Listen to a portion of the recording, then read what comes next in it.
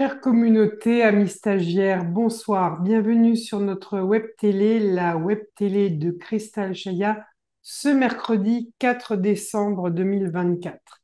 C'est le premier mercredi du mois et comme vous le savez, le premier mercredi du mois, cette web télé est offerte à tous, elle est gratuite. C'est aussi le premier mercredi du mois que je vais vous annoncer le sujet choisi avec le maître Cristal Chaya et que nous allons traiter tout au long de ce mois. C'est une web télé un peu particulière ce soir, puisque nous allons, en lien avec le sujet de ce mois, vous parler aussi du prochain voyage que nous allons faire pour l'ouverture et la célébration du prochain portail dans le désert de Gobi. Comme vous le savez peut-être, ou vous le pressentez, le sujet abordé ce mois par le maître Cristal Chaya, ce sont les portails d'ascension et la naissance des rayonnants. Je pense que c'est un sujet adapté aussi au mois de décembre, puisque nous sommes dans le mois de Noël, dans le mois de la naissance du Christ. Aussi, je veux vous rappeler quelques événements à ne pas manquer. Après-demain, vendredi 6 décembre, c'est la Saint-Nicolas et nous ferons une masterclass sur les portails du leadership, donc une formation qui a déjà eu lieu avec une première promotion cette année que je co-anime avec Cyril Chantreau. Donc, c'est également une masterclass gratuite et nous allons parler donc du programme de l'année prochaine pour éventuellement une nouvelle promotion. Et puis aussi, je sais que certains d'entre vous se disent, oh là là, moi si je vais à ce voyage à Gobi, peut-être je ne sais pas grand-chose sur l'enseignement, peut-être que vous n'avez même pas encore lu Les Conclaves et les Mémoires d'Orion aux éditions Ariane. Eh bien, je vous recommande de lire ces livres. Je ne peux pas bloquer les inscriptions à des gens qui ne suivent pas les enseignements, évidemment, puisque pour les portails, forcément, vous êtes porteur de code énergétique et si vous êtes appelé à venir à un des voyages, ce n'est pas seulement pour apprécier la beauté des paysages, en l'occurrence là, Gobi, ça va complètement nous dépayser certainement, pas non plus pour tout le savoir-faire de la logistique, de l'organisation de notre partenaire Oasis Voyage, qui le fait très bien d'ailleurs, mais vous devez aussi ressentir si c'est important pour vous de participer aussi, d'entrer en connexion, en résonance avec les enseignements de Cristal Chaya.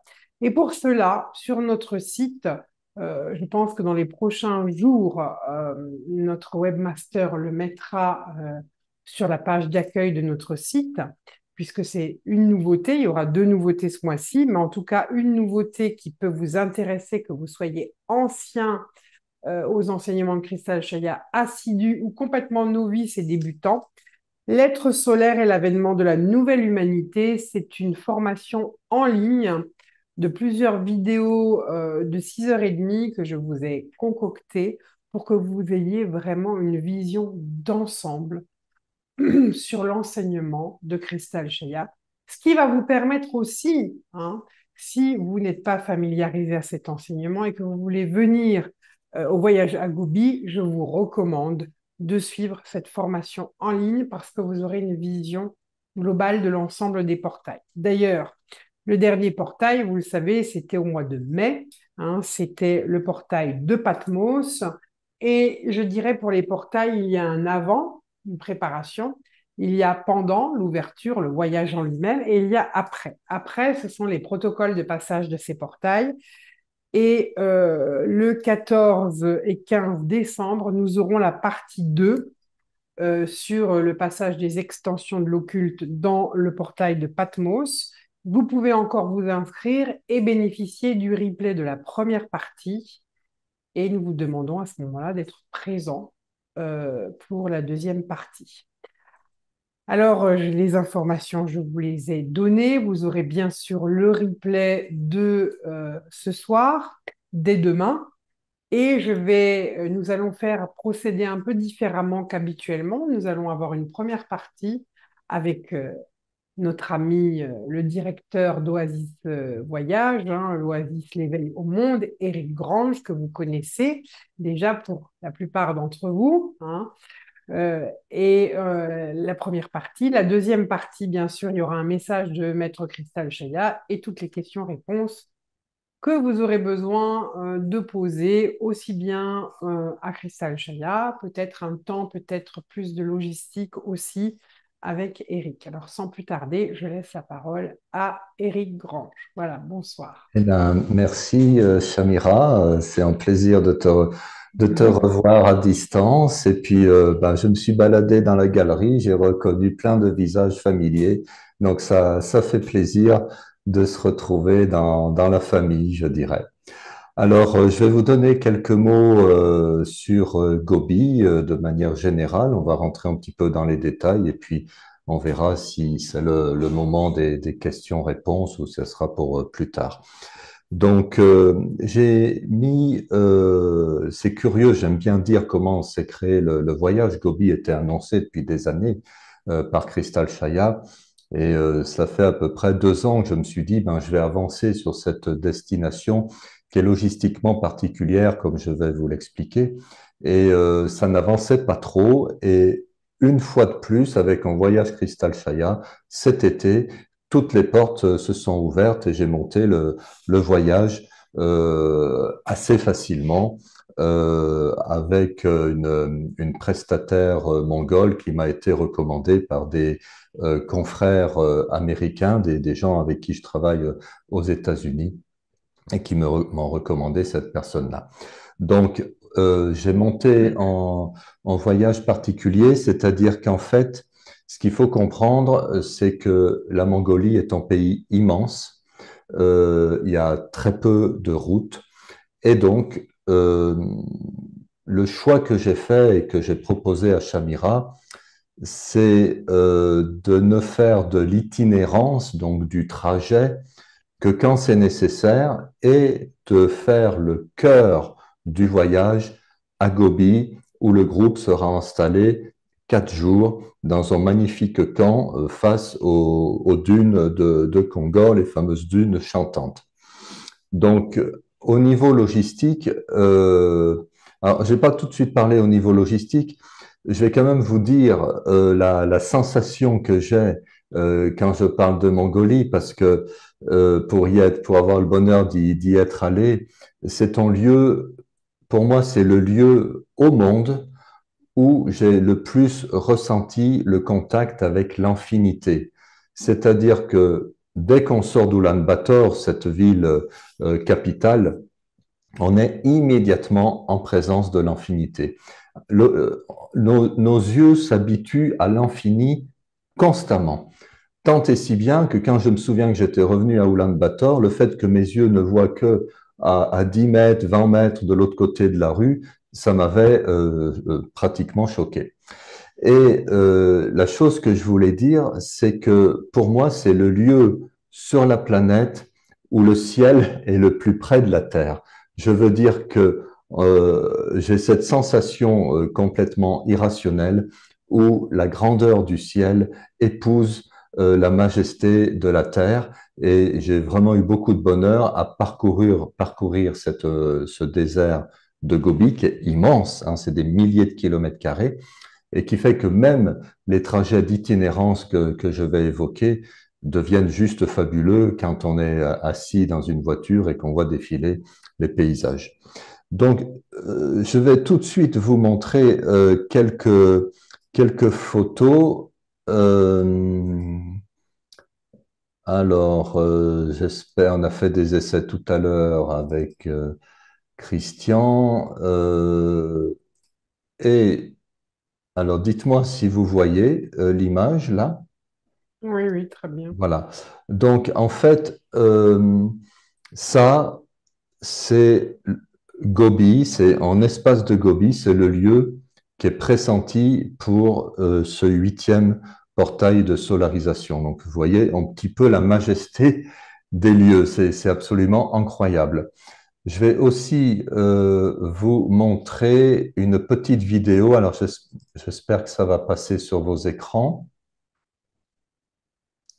si vous m'entendez, c'est aussi le lieu pressenti pour l'ouverture du portail. Le moins qu'on puisse dire, c'est qu'on n'est pas encombré par les voisins. Voilà. Alors, il faut que je sorte de là par ça. Je vais encore vous montrer en autre lieu qui est juste à proximité du camp. Ce sont les fameuses dunes chantantes, c'est-à-dire qu'il y a deux, trois lieux dans le monde où l'effet du vent sur les dunes crée une fréquence sonore particulière. Et ces deux, trois lieux dans le monde, eh bien, ont chacun des fréquences sonores très différentes. Donc, prions pour que le vent vous délivre des messages. Et voilà, ça c'est vraiment le lieu du portail. Voilà, je vais vous montrer une autre photo très intéressante. Alors, pour vous montrer, euh, ici, ça va être le camp de Yourte. Et quand le groupe sera installé dans ce camp de Yourte face aux dunes de Condor, on voit très bien que les lieux sont très très proches. Donc il y aura très peu d'itinérance. Une fois installé au campement, on peut presque dire que c'est comme si vous aviez en séminaire de Cristal Shaya dans cette majesté du Gobi et on a prévu en voiture, mais en quart d'heure, une demi-heure de trajet pour aller sur des lieux emblématiques. Donc ça va être vraiment très très puissant là-dessus. Euh, et ça, c'est un autre lieu que vous allez faire après l'ouverture du portail, le canyon de Yolin, en remontant vers Oulan-Bator. Voilà, c'est aussi un lieu assez exceptionnel. Donc, comment les choses sont orchestrées? Je vais vous montrer une petite carte. Voilà, elle est où ma carte? Elle est là. La Mongolie, eh bien, c'est coincé entre la Russie et la Chine. Donc, pour y aller, on va partir d'Istanbul et l'avantage, c'est que la Turkish Airlines fait des pré-post acheminements de différentes villes. Donc, que vous soyez à Paris, à Bâle-Mulhouse, à Lyon, à Bordeaux, à Nantes, chacun va partir, tout du moins pour les métropolitains français, de son aéroport de proximité pour se retrouver à Istanbul pour faire le vol qui va atterrir au petit matin à Ulaanbaatar. Donc Ulaanbaatar ici, hop, et Gobi, c'est donc toute cette zone-là, donc à moitié sur la Chine et la Mongolie. La plus belle partie de Gobi, ça reste quand même le côté mongol, avec ces fameuses dunes les plus grandes du monde. C'est à peu près 300-400 mètres de haut. Et donc, le principe du voyage, l'itinéraire est assez simple. Vous arrivez à Ulaanbaatar, il y a une journée à Ulaanbaatar. Après, la route pour aller jusqu'au Gobi, avec quand même des escales et des nuitées en yourte sur la route. Donc là, il y a à peu près 3 journées de route parce qu'il y a 1000 kilomètres à faire. Le groupe se pose, s'installe à Gobi. Voilà. Et après, il y a encore le retour qui se fait par une autre route, par la route des canyons, pour remonter à Ulaanbaatar. Donc, c'est un circuit qui est vraiment concentré sur Gobi. Voilà. Donc, Paris-Ulaanbaatar. Ulaanbaatar, il y a quand même des lieux très, très, très, très remarquables à faire. Évidemment, chaque jour, il y a des espaces-temps bloqués pour l'enseignement, le matin, le soir ou des fois sur les sites quand c'est possible. Donc, il y a vraiment des lieux magnifiques comme le monastère d'Angui, les falaises de Bayamzag, ça c'est extrêmement beau. Ce sont des formations rocheuses. C'est vraiment là, on est loin de. Vous allez vous sentir très très loin du monde. Ça relie aussi à l'histoire du monde, puisque c'est là où des œufs de dinosaures ont été découverts pour la première fois. Euh, le jour 6, vous arrivez sur les dunes de Condor, voilà, les fameuses dunes. Donc là, on pose les valises dans un campement pendant 4 jours, 4 nuits et 3 jours. Voilà des photos du campement et on voit les dunes qui sont pas très loin. Voilà. Et ici, donc, le groupe sera donc assez statique. Et donc, c'est tombé comme ça, l'itinéraire pressant que cette ouverture du 8e portail se fera donc le dimanche 14 septembre. Donc là, vous voyez, j'ai chaque fois mis les temps de trajet et la distance. Donc, quand vous serez installé dans ce camp de yourte à Gobi, il n'y a plus beaucoup de kilomètres, tout est à proximité. Après l'ouverture du portail, retour vers Ulaanbaatar avec le canyon de Yolin, euh, les, les, d'autres falaises avec des couleurs assez incroyables. Ce lieu-là, je l'ai rajouté, je ne le connais pas personnellement. Une belle soirée festive et après le retour à Ulaanbaatar. Ce qui est important à savoir, donc là, vous l'avez peut-être su, donc au niveau des tarifs, il y a un tarif préférentiel avant le 10 janvier. Ce qu'il faut comprendre, c'est que le lieu que j'ai réservé, la Mongolie, alors attendez, je vais arrêter le partage. Voilà. La Mongolie fait sa saison sur 2 mois, 3 mois, juillet, août, un petit peu septembre et un peu juin. Le camp de Yourte est très très demandé. Il est fabuleux. Il est face aux dunes de Gobi. Donc je dois le campement me dit si vous annulez le voyage, ça ne s'est jamais fait avec Shamira, mais si vous annulez le voyage, on n'aura pas la possibilité de revendre et de remettre à la vente les yourtes parce que toutes les agences prévoient leur circuit très à l'avance. Donc, ils me demandent à ce qu'il y ait 25 inscrits avant le 10 janvier, de manière à ce que l'on puisse vraiment confirmer le voyage.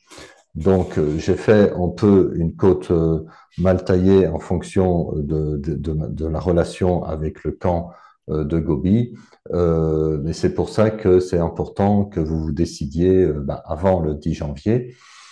Alors, j'aborde la question financière.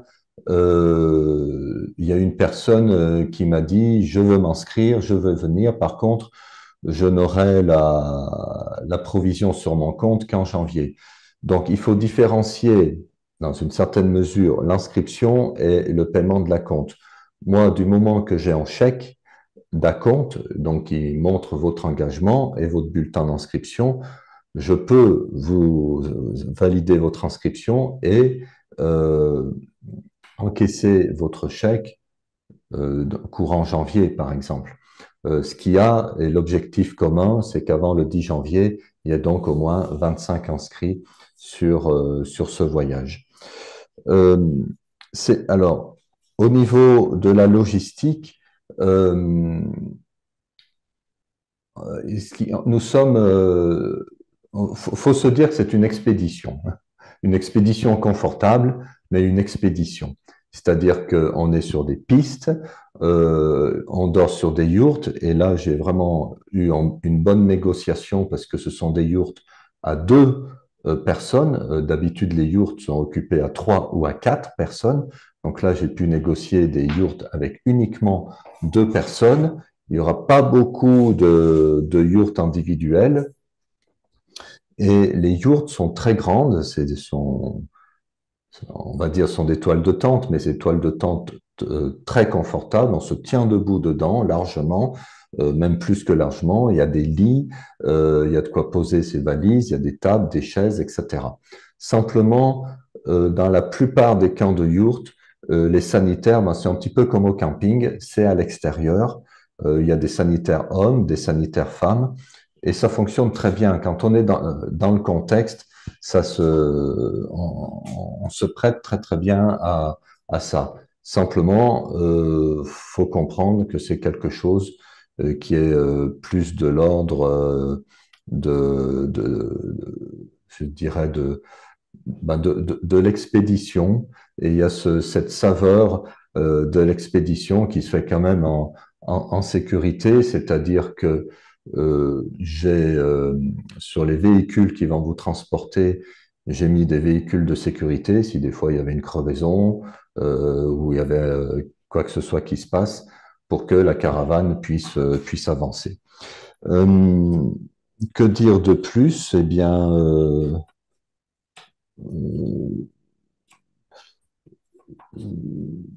j'ai pas bien des choses de plus à vous dire. Je sais pas, Chamira, si c'est le moment des questions logistiques, tant qu'on est sur le Oui, je sujet. pense. Oui.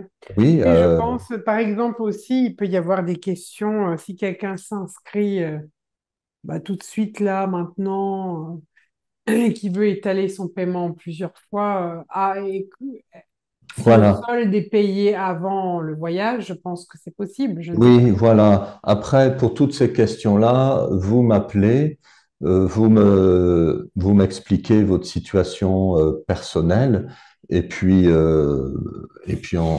entre personnes de bonne volonté, on arrive très très souvent, pour pas dire toujours, à trouver des arrangements, quoi. Donc voilà la chose, quoi. Mhm. Et au niveau climat, Ah oui, alors ça c'est une question importante. Alors, il me semblait que j'oubliais quelque chose.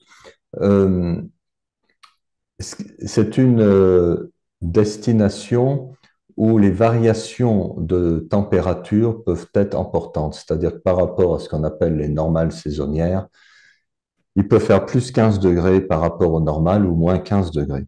Là, cette année, par exemple, le 28 juin, ils ont eu de la neige.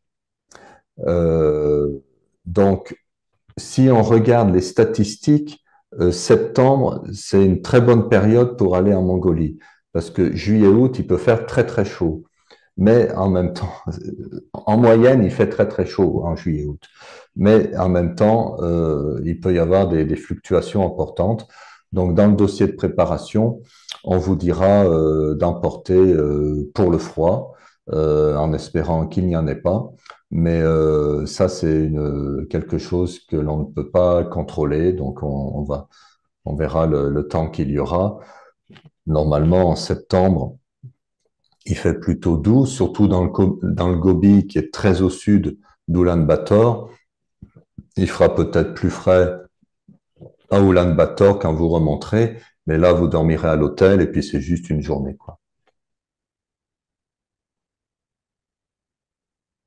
il y a quelqu'un qui demande dans le chat, un visa est-il nécessaire?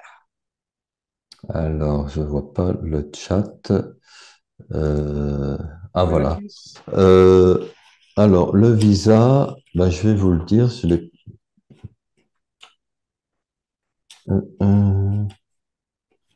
Alors, c'est marqué sur la brochure, mais j'ai pas imprimé les dernières pages. Alors, attendez. Hop, je vais regarder ça. Alors, on parle pour les France. Alors, pour les Canadiens, il faut vous renseigner auprès du consulat de Mongolie au Québec et ça peut des fois changer. Et là, je vais regarder aujourd'hui.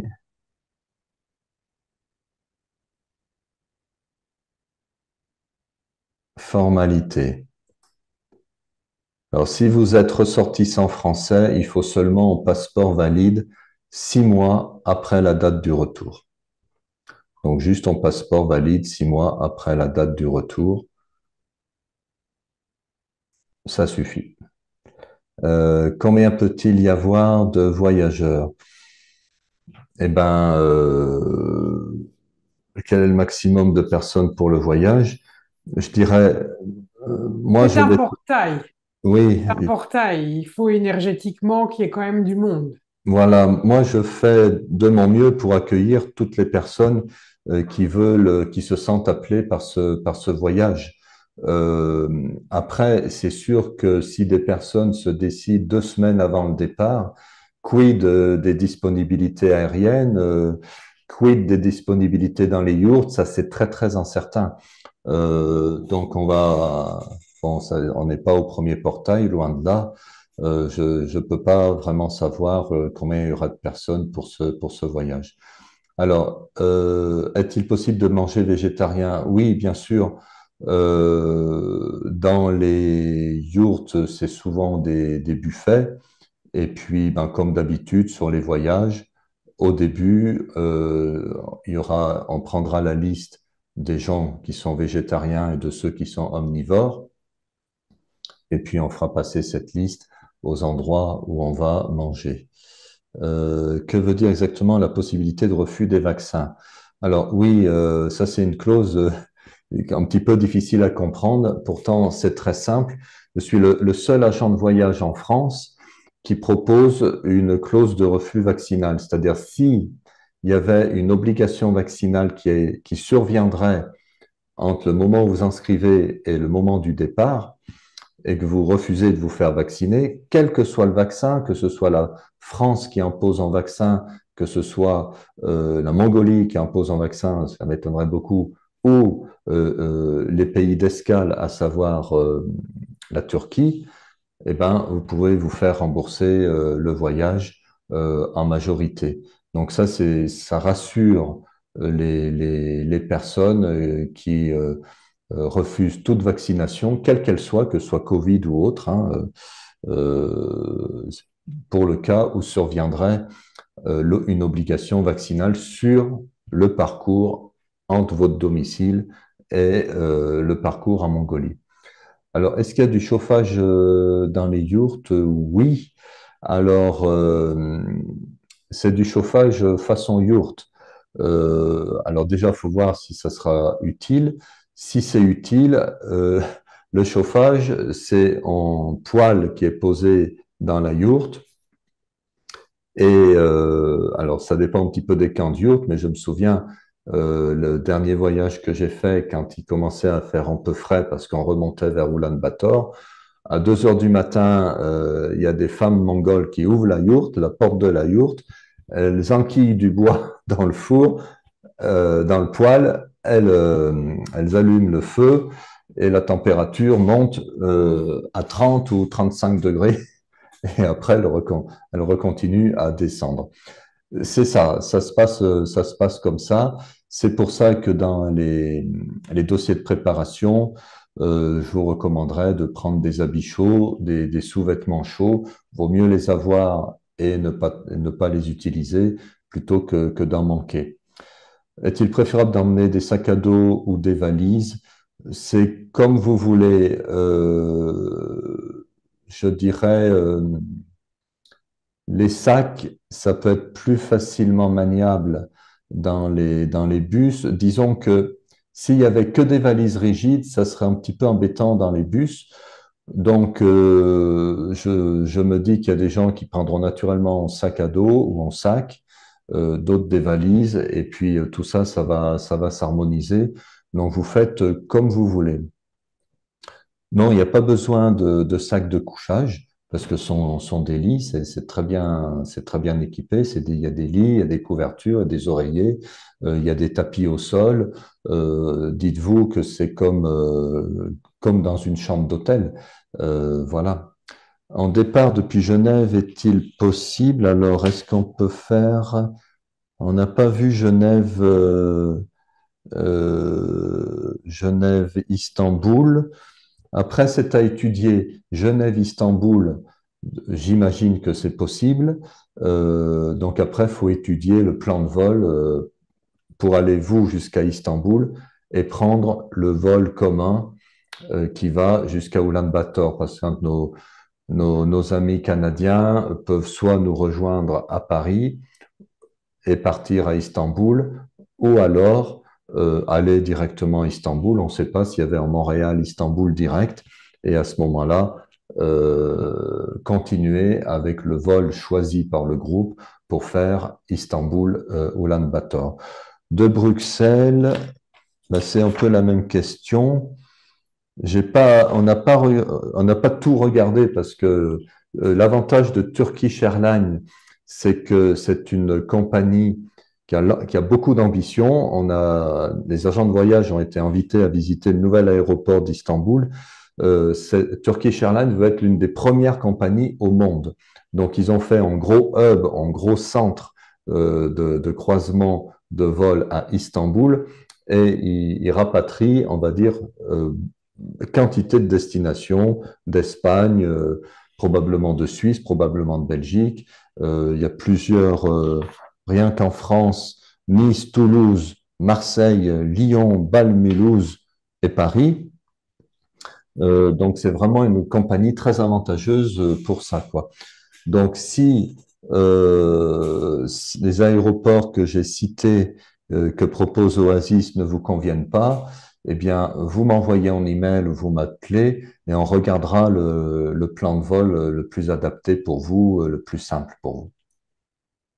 Pour les Canadiens, est-ce suffisant de vous envoyer 1 000 € cette semaine et réserver notre place? Le, la compte qu'on demande, nous, avant le 10 janvier, alors, je vais regarder ici. Euh, Parce que la compte sert immédiatement à bloquer les places de l'avion. Et il faut 1 350 € d'acompte. Voilà, donc après, hop, je vous reprends. Euh, Pourquoi pas, il faut me contacter, que je comprenne un petit peu mieux ce que vous proposez. Si on vous rejoint à Istanbul, y a-t-il une différence de prix? Euh, je sais, nous, on a réservé des vols France, Turquie, Mongolie. Je suis pas sûr que si on enlève en segment, la compagnie va nous diminuer le prix. En revanche, vous pouvez réserver sur le site de la Turkish Airlines votre vol Istanbul-Ulaanbaatar, aller et retour, vous-même. Et à ce moment-là, vous aurez juste ce segment acheté pour vous et vous faites votre affaire personnelle pour arriver à Istanbul. Mais là aussi, pour tout ce qui est vraiment personnalisé, vous pouvez me contacter, je regarderai ça. Donc là, on a vraiment beaucoup de souplesse sur l'aérien, ça c'est vraiment intéressant, quoi. Euh, donc je vois plus de questions dans le chat. Euh,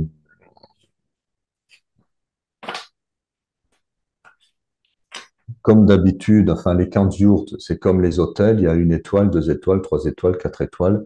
Donc on a pris des camps de yourtes 4 étoiles, le camp de yourte principal, donc celui de Gobi. Il est très réservé par les Américains qui ont quand même des standards plus élevés, donc on a beaucoup de chance là-dessus. Les enseignements, alors j'ai prévu des temps pour Shamira le matin avec les méditations du matin. Enfin, je connais puisque j'ai fait plusieurs voyages avec Shamira. Et il y a aussi des temps de canalisation autant que possible in situ sur les lieux remarquables. Et si le in situ, c'est-à-dire sur les lieux remarquables, ça ne peut pas se faire, eh bien, ça se fera le soir dans le camp de yourte. L'avantage, c'est que la steppe est grande et c'est très facile de s'installer quelque part en toute tranquillité. Alors, les véhicules peuvent transporter combien de personnes? Alors, ce sont des minibus. Euh, en-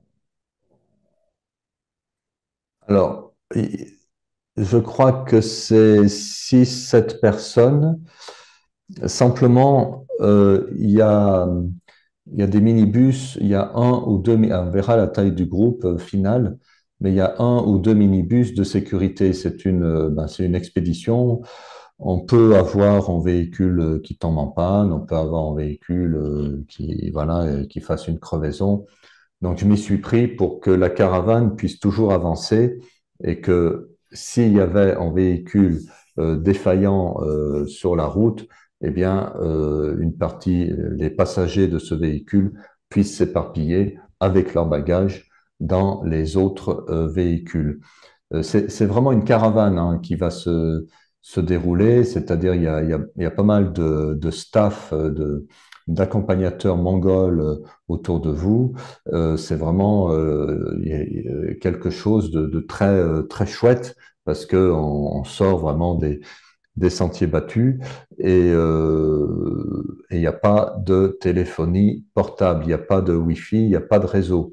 Le réseau qu'il y a, c'est un téléphone satellitaire pour le cas où il y aurait besoin de quelque chose. Mais faut vraiment vous dire que vous rentrez dans un espace autre où du reste, il n'y a pas d'électromagnétisme dans l'air, ça se sent. C'est des lieux un petit peu protégés de tout ça. Et voilà, donc après, vous n'aurez que l'enseignement de Crystal Shaya et ces lieux splendides à explorer, à ressentir. Et il y a une coupure vis-à-vis du monde et du tohu-bohu du monde actuel. Rassurez-vous, si l'un de vos proches a besoin de vous joindre en urgence, il appelle notre agence et nous, on trouvera des solutions pour, à titre exceptionnel, et si vraiment c'est urgent, vous transmettre un message. Est-ce que c'est possible d'ajouter le poisson? Je suis pas sûr. Je suis pas sûr qu'il soit très poisson en Mongolie, vu qu'il n'y a aucune mer. Je pense qu'il faudra se dire que c'est végétarien ou carnivore, quoi.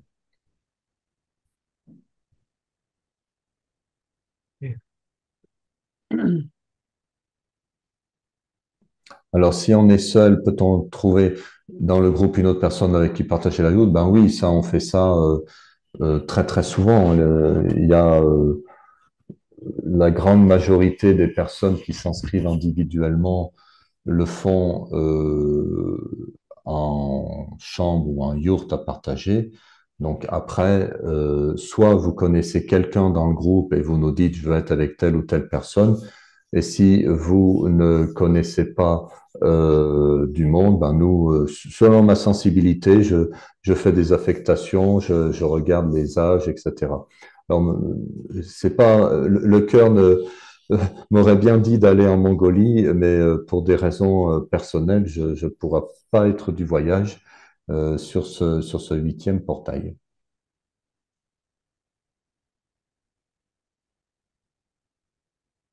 Voilà, je pense que on a fait le tour des questions pour les questions logistiques. Donc, c'est important vraiment de vous manifester avant le 10 janvier, hein. Je crois qu'il y a déjà des gens qui ont pris contact, me Oui, semble-t-il. oui, oui. Voilà. Et Les puis, inscriptions arrivent. les inscriptions arrivent. Plus vite vous vous inscrivez, plus vite aussi vous pourrez fractionner vos paiements plus facilement que si vous arrivez 10 jours avant, évidemment, hein. C'est évident. Donc, je vous rappelle aussi que vous êtes, quand vous vous inscrivez, votre voyage est payé à Oasis, hein, pas à moi. Donc, tout ce qui concerne la logistique du voyage, vous vous adressez à Oasis Voyage, évidemment pas à moi.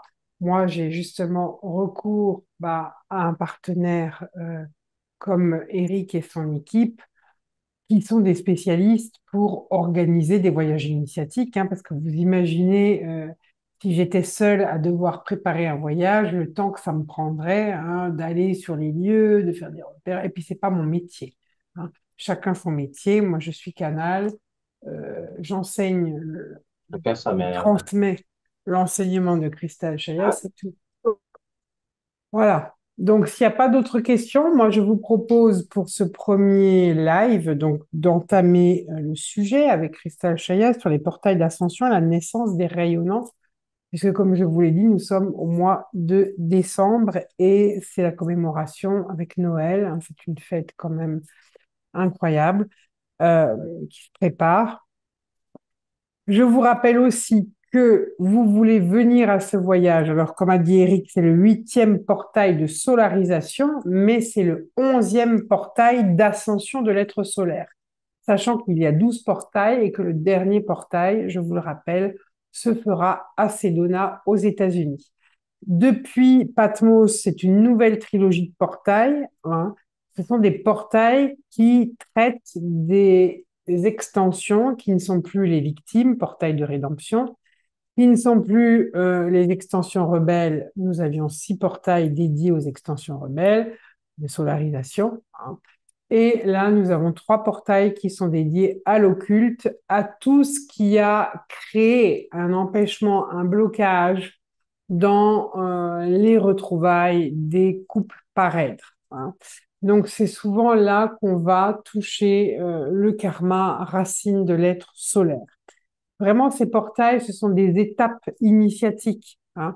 À chaque portail, moi personnellement, avec mon être solaire, il y a eu des initiations importantes, des temps d'intégration, des temps d'adombrement. Aujourd'hui, mon être solaire est vraiment présente et par rapport au prochain portail, justement, j'ai vraiment maintenant été formée pour activer la Kundalini, mais ce n'est pas juste une activation,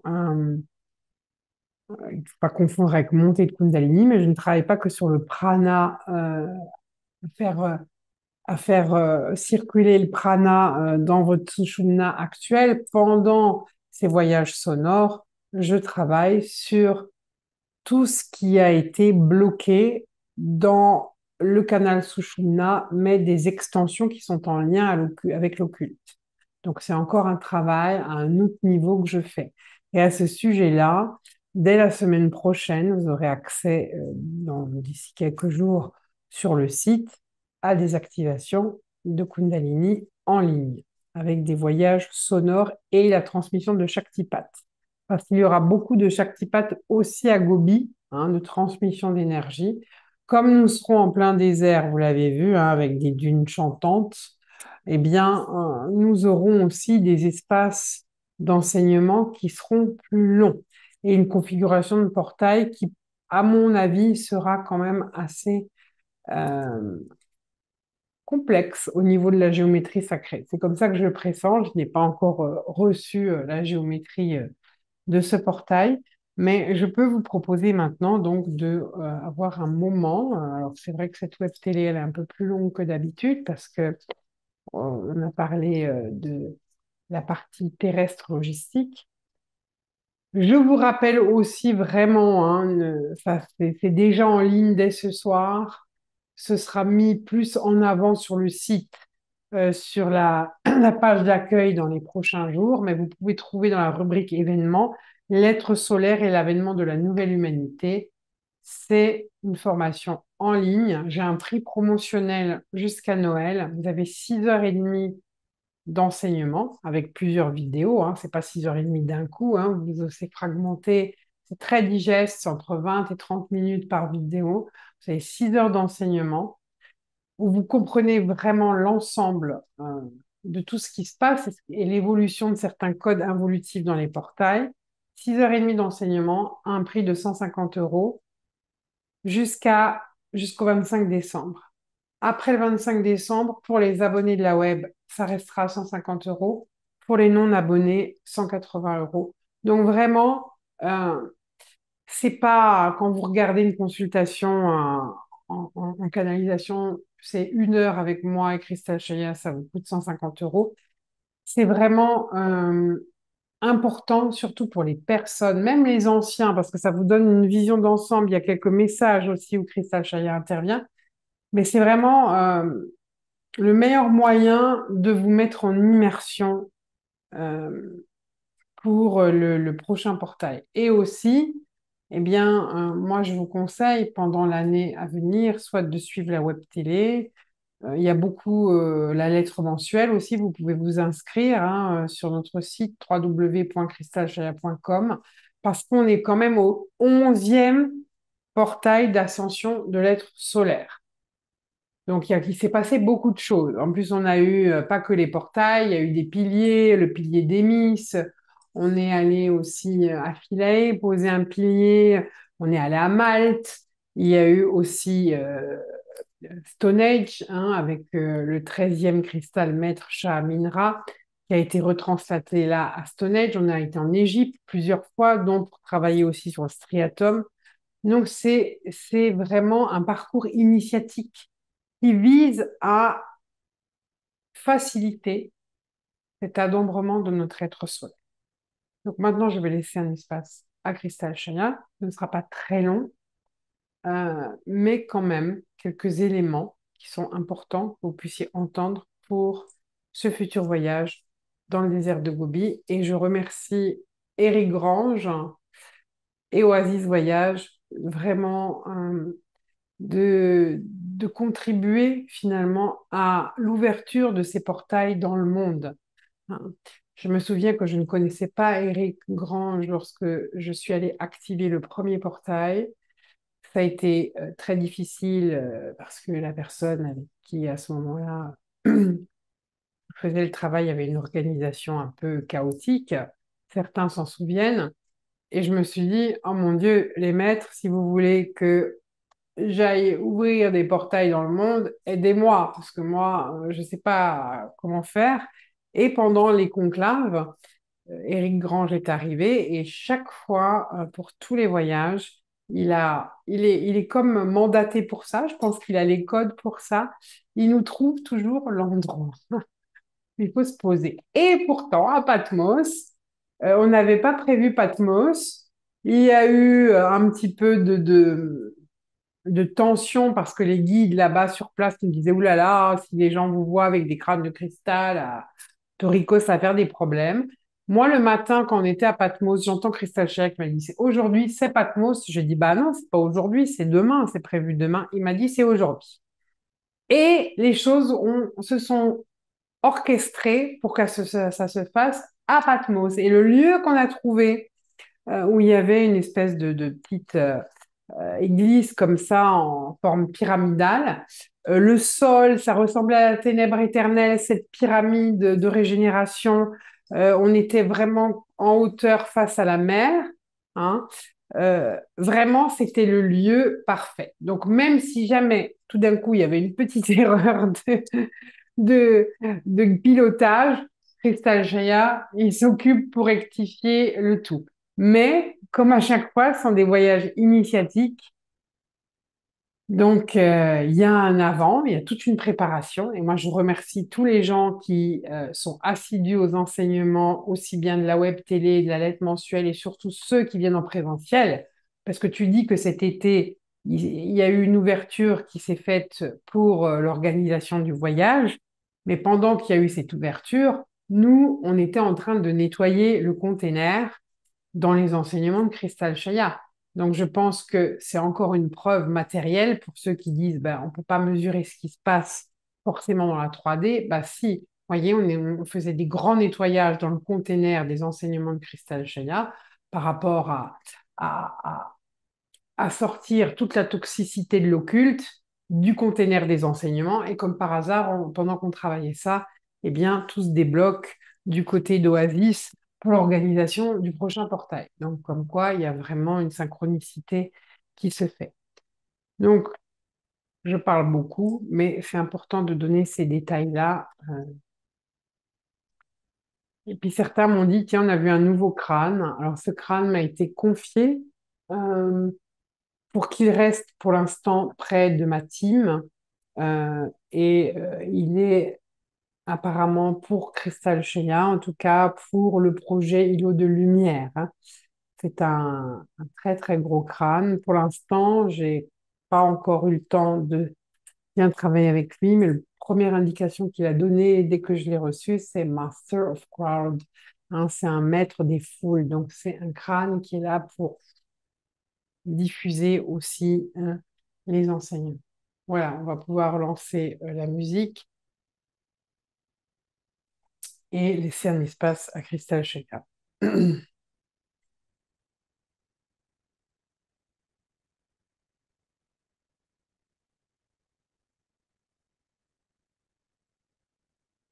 Bien-aimés de l'un, je vous salue. Hod, Ha, Melech, Sédek, Melkit Sédek, Meshia. Soyez les bienvenus, chers âmes, soyez accueillis. Accueillis au centre du cercle des 13 cristomètres d'Anne d'Orient, d'où je suis, pleinement accueillis dans ce centre. Face au 13e cristal maître d'allégeance Shah Amin-Ra. Au centre du cercle, juste à côté du 14e cristal maître, Amin-Ra Suryakasu, la matrice de résolution de tous les conflits, qui est également le pilier central du portail de Patmos.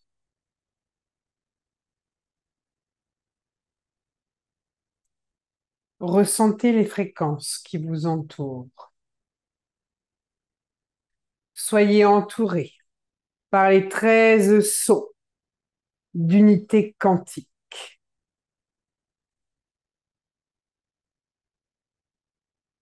Je suis Cristal Sheya, maître d'enseignement et de rigueur. Un Melchizedek de la fraternité dorée d'Orient.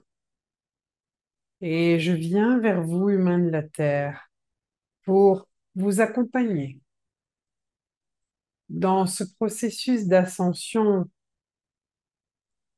dans ce besoin d'intégration mémorielle et cellulaire, dans ce processus d'adombrement, d'incarnation et de naissance de l'être solaire. Chères âmes, nous avons commencé la célébration, l'ouverture de cette dernière trilogie de portail à Patmos. Alors bien sûr, ça n'était pas le portail initial, puisque nous pensions aller en Israël et les événements ne nous ont pas permis pour le moment de nous rendre en Israël. Mais nous irons pour ce deuxième portail de cette trilogie vers Gobi, comme cela est prévu. Parce que l'endroit est propice pour le travail qu'il sera à faire.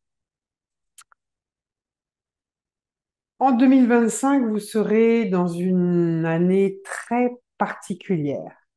Tout d'abord parce qu'il y a, bien sûr, depuis là le mois de novembre, il y a Pluton qui entre en Verseau et qui va faire des changements au niveau du collectif. Il y aura des directions à prendre en 2025. Certaines configurations planétaires du début janvier 2025, bien, ces configurations vont ressembler étrangement à des configurations planétaires que nous avions juste avant la Deuxième Guerre mondiale. Mais je peux vous assurer que même si certains voudraient amener des conflits, eh bien, il y a précisément aussi le rayonnement de tous ces portails d'ascension qui vont permettre à ceux qui le souhaitent vraiment d'aller vers cette voie qui est la voie de pérennisation de la race humaine, une voie d'ouverture, une voie de naissance pour les rayonnants. Car vous le savez bien, vous ne voulez pas un futur où les machines prennent toute la place. Déjà aujourd'hui, vous avez beaucoup d'éléments qui sont gérés à travers des machines, des ordinateurs et dans certaines strates, il y a même des ordinateurs qui sont quantiques. Vous voulez revenir à vous-même, à plus de simplicité, à plus d'authenticité. C'est le voyage aussi qui va vous permettre d'entrer en lien avec cette divine présence. Je suis et la part la plus rayonnante de votre être solaire.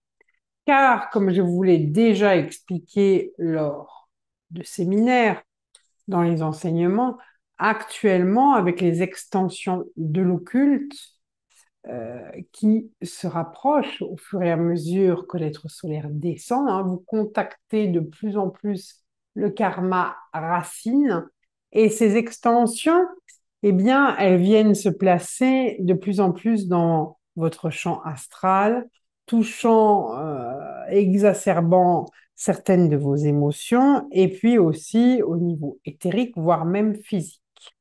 Comme elles sont là, beaucoup plus proches dans votre aura, eh bien, en fonction de formes pensées que vous pouvez recevoir, de personnes que vous connaissez, euh, ou que vous ayez aussi des informations liées au collectif de l'humanité, eh bien, selon les émotions que cela va éveiller en vous, vous pouvez activer ces programmes de l'occulte. Et malheureusement, si ces programmes sont actifs et que vous ne prenez pas conscience de ce qui se joue, eh bien, à ce moment-là, vous créez une réalité dans votre tridimensionnalité en lien avec cet occulte. Et tout le travail va consister à un nouveau saut quantique, un saut quantique qui va vous demander d'aller traverser, véritablement sortir de cette ténèbre éternelle, sortir des addictions à la souffrance pour entrer dans ce champ de conscience de l'être solaire rayonnant. Et son environnement est tout autre. C'est l'environnement des maîtres ascensionnés.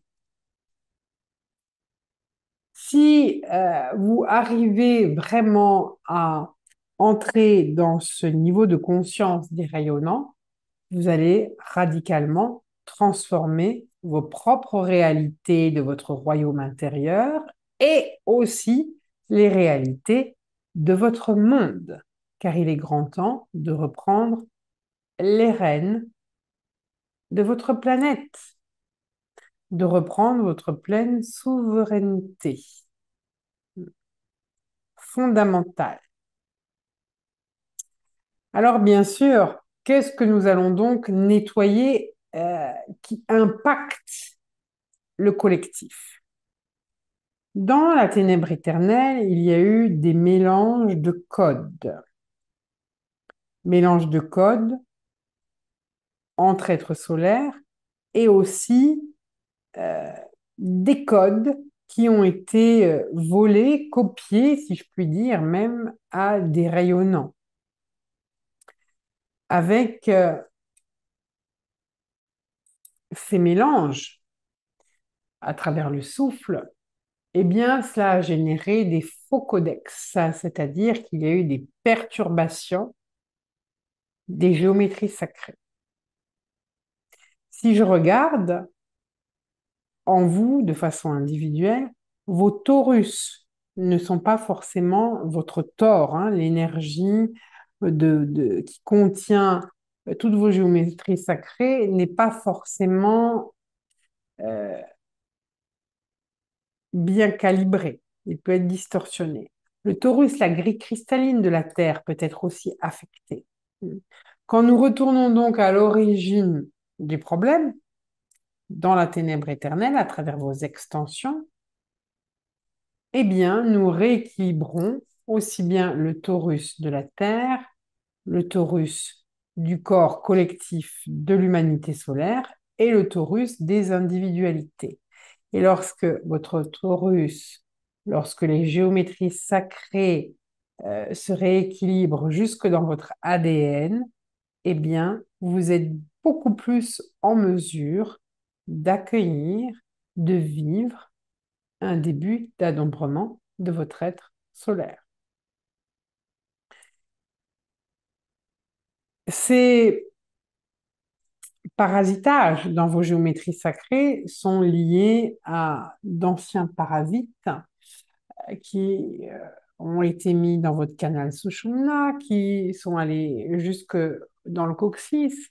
Et avec ces fausses géométries, il y a des codes qui se sont créés à cet endroit du bassin, hein, le bassin qui contient l'énergie pranique. C'est comme si vous aviez créé dans le temps du galactique des poisons, euh, de l'eau stagnante, des putréfactions, et vous avez nourri des énergies sombres qui stagnent, qui créent comme de la putrescence, comme de l'eau polluée, du pu même. Et donc, lorsque nous allons rapatrier ces extensions dans le prochain portail, nous allons libérer, nettoyer le feu, permettre à votre être solaire d'activer le feu Kundalini à l'intérieur de son canal Sushumna. C'est indispensable, non seulement pour avoir une nouvelle calibration, un nouveau calibrage de votre ADN, et puis aussi pour activer le feu cellulaire de la solarisation. Créer cette sorte d'étincelle qui aussi, d'ailleurs, dans les activations Kundalini, crée cette rencontre du système nerveux sympathique, parasympathique. C'est une façon d'activer et d'amener une circulation énergétique.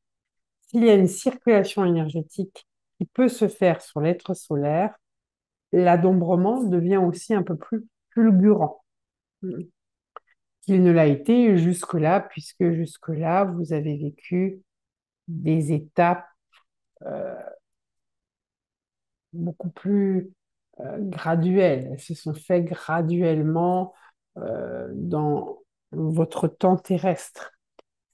Lorsque ces géométries, ces codex reviennent à leurs normes, vous avez des descentes, des descentes d'énergie, des moments d'adombrement beaucoup plus fulgurants et donc des changements importants dans les structures même de votre ADN. Des brins d'ADN vont véritablement s'illuminer, s'allumer. De l'information, euh, vous allez récupérer de l'information qui pour le moment est endormie, elle attente, ou même de l'information qu'on vous a volée et qu'on vous a transformée ou qu'on vous a tronquée et truquée. Si le portail de Patmos vous a fait une promesse, celui de récupérer tout ce qu'on vous a pris, le portail de Gobi vous fait une autre promesse de rendre tout ce qui ne vous appartient pas. Ça veut dire que tout ce qui a été inoculé, inséré, déformé par des mélanges de codes, tout cela ne vous appartient pas et sera rendu, partira dans le pilier de solarisation du portail de Gobi. Mais tout ce qui euh, va quitter vos systèmes doit être alchimisé. Et donc aussi, vous aurez besoin d'entrer bien plus en conscience, de conscientiser encore davantage vos propres comportements, vos propres intentions, car vous devrez faire la nuance entre l'intention de votre être solaire rayonnant et les intentions de vos extensions, qui ne sont pas toujours de pures intentions,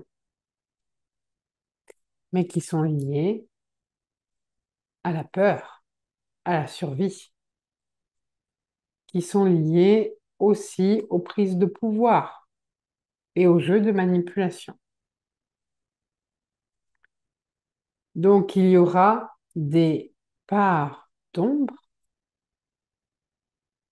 qui seront encore mises à jour pour être alchimisées, pour que vous puissiez devenir pur comme du cristal et recevoir tous les codex de vos êtres solaires pour activer les cobras de solarisation qui vont transformer radicalement et purifier les champs de conscience non christiques qui circulent autour de cette planète et qui parasitent, entravent et ralentissent l'évolution de l'ensemble de cette humanité et de plusieurs humanités qui sont rattachées à la Terre et qui évoluent aussi parallèlement avec la Terre à travers l'information qui vous lie, l'information de votre ADN. Comprenez cela car cela est. Voilà ce que je voulais vous dire dans cette première rencontre pour ne pas vous surcharger d'éléments et d'informations. Le plus important, c'est que vous puissiez pratiquer, avoir des pratiques, des rituels pour sortir de l'inertie dans laquelle quelquefois vous êtes, cette inertie qui vous rappelle ô combien vos extensions de l'occulte sont encore en agissantes, puissantes et inconscientes. Hein. Euh, le mouvement, pouvoir traverser les émotions de vos extensions, que ces émotions puissent être recyclées et transcendées. Et puis le mouvement aussi pour libérer tout ce qui a été créé à l'intérieur des extensions dont le prana a été bloqué et a généré ces sortes de putréfaction de vases et je dirais de matrices à, à créer des codes involutifs. Nous allons donc œuvrer pour libérer tout cela. Car ce qui a été créé il y a très longtemps de cela, bien avant que vous n'arriviez sur Terre, se guérit, se traverse, se transcende ici, dans votre humanité, dans ce plan de dimension, pour ensuite informer d'autres humanités qui vont s'engager sur cette voie d'évolution et dont vous serez les gardiens, les guides, les enseignants, les instructeurs. Chères âmes, en tout cas, soyez bénis, soyez protégés, guidés et comprenez aussi que actuellement, vous allez encore vivre par moments des changements radicaux, soudains, inattendus. Cela fait partie d'une remise à la norme. Et même si cela vous paraît injuste ou violent ou soudain, c'est une remise à la norme.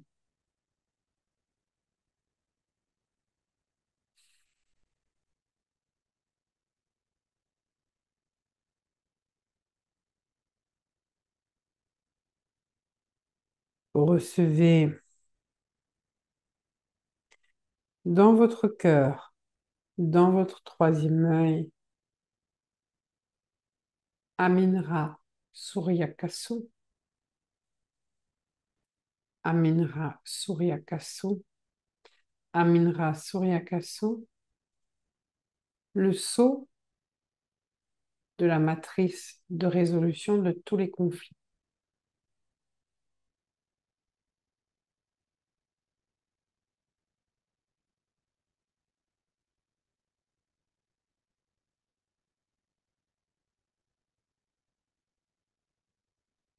Et que toutes les âmes qui ont besoin d'être présents pendant l'ouverture de ce prochain portail se présentent, car vous allez à un voyage comme celui-ci aussi pour œuvrer sur le collectif de l'humanité.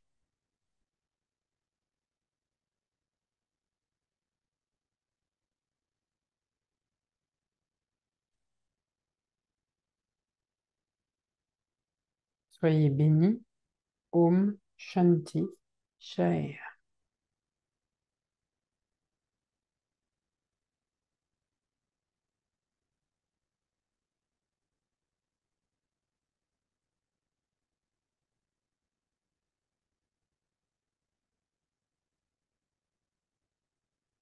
Voilà, merci Christelle Chenia. Donc, pour les abonnés de la web, nous nous retrouverons la semaine prochaine. Continuer sur les portails d'ascension et la naissance des rayonnants. Et aussi pour se préparer, bien sûr, au passage de Noël. Prenez soin de vous. Merci encore à Eric et à Oasis pour leur soutien et nous nous retrouverons bientôt. Et si je ne vous revois pas d'ici l'année prochaine en live, eh bien, je vous souhaite de passer une très belle fin une très belle fin d'année, de belles fêtes de fin d'année et à très bientôt en présentiel et en tout cas la semaine prochaine en Zoom. Et puis certainement vendredi pour ceux qui ont envie de participer à la masterclass. À bientôt.